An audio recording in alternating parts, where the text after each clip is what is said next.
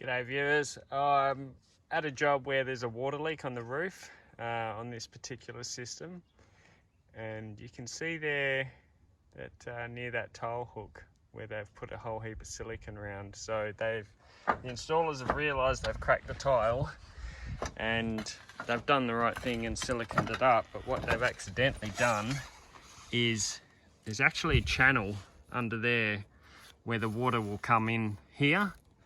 So the water will run off that tile and run into this channel here and then runs under there. But what they've done is they've actually blocked that channel. So then what's happening is the water's spilling over the edge of the tile into the roof. And they've also done the same under here, blocking channels. So, or what might be the case, I've got a wasp's nest to look out for here.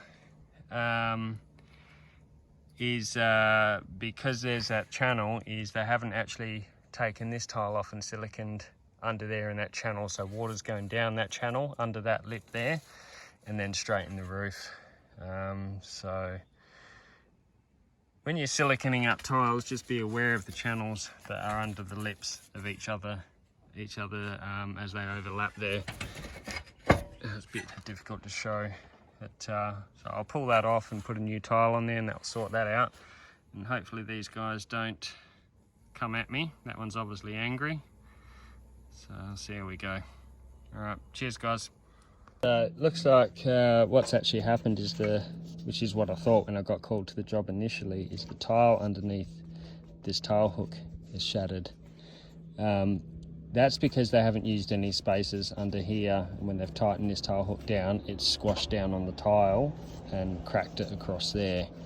So I couldn't see that while the other tile was on there, but that's the problem. That's our water leak there. See that moving.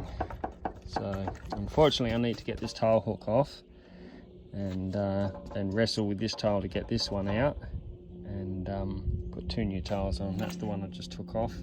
That's the valley I was talking about. So water runs down there and it'll be going through that bit there that they've missed into this valley, and then through that crack into the roof space. So these little channels, yeah, it's important to keep them sealed. And if you crack a tile like that, don't fuck around trying to fix it with silicone. Just pull it off and start again, put another tile on. Righto, cheers. So this install is a bit of a worry because there's a whole heap of things they've done wrong here. So I've got a new tile in place, and what they've done on the other one is they'd ground a section out of here, so to eliminate that gap there between the tile hook and the roof batten, because obviously as you tighten it down it's going to put pressure on the tile. But that's wrong.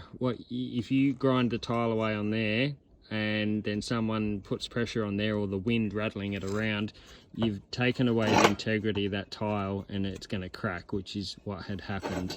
But I'd say it cracked when they tightened it down, and that's why they put silicone on it after the case.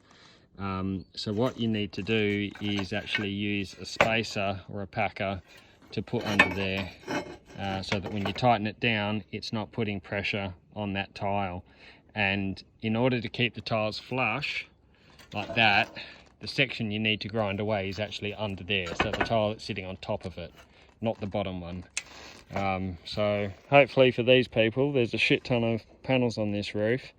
They don't have an ongoing problem with this, so hopefully not. But yeah, use packers guys, don't tighten straight down on the tile, sorry, because the tile will eventually crack, even if it's from the wind shaking it, or bloody guys coming cleaning the panels, and you just don't know what's going to happen. So don't take away the integrity of that panel, that tile below the tile hook, because you will crack the corner off it. Yeah, another problem is they haven't done a pilot drill, and when they've tightened the tech screws, they've split the timber.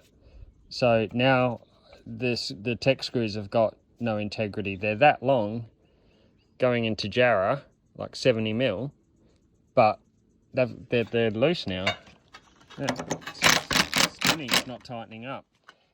That's because they didn't do it goes my impact driver.